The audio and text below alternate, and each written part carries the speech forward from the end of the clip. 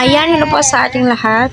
Wow, Edu, ibinunyag ang susuotin ni Beyonce sa gaganaping ribbon cutting sa bahay po. So, alam naman po natin lahat, napakaraming excited. Kahit sino, kahit si Kalinga Prab, excited na po. Pero alam naman po natin lahat na si Beyonce ay naglipat na po sa bahay po nila. No? So, babasbasan at iwi-wave po sa kanila ni Kalinga Prab yung pabahay.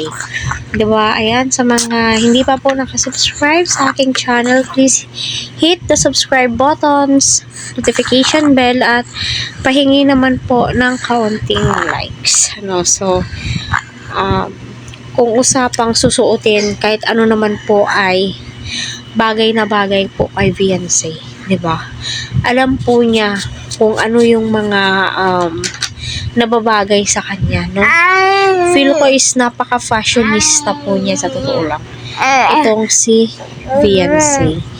So, minsan marami nga po ang naiinis sa kanya dahil nga po sa kasuotan niya.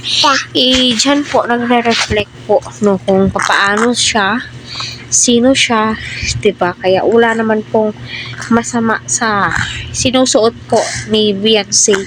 Nami-misinterpret lang po ng iba, 'di ba? So masasabi mo, no, kung ano man yung susuotin ni Beyonce, check ako.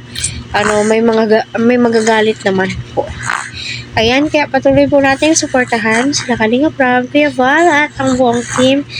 Please, huwag po natin iskip ang kanilang ads para sa ganun ay marami pa pong kababayan po natin ang kanilang malingap and syempre ang kanilang matulungan. So, abang-abang po tayo sa darating na ribbon cutting sa bahay nga po nila Beyonce. So, kahit sino naman po ay excited nga po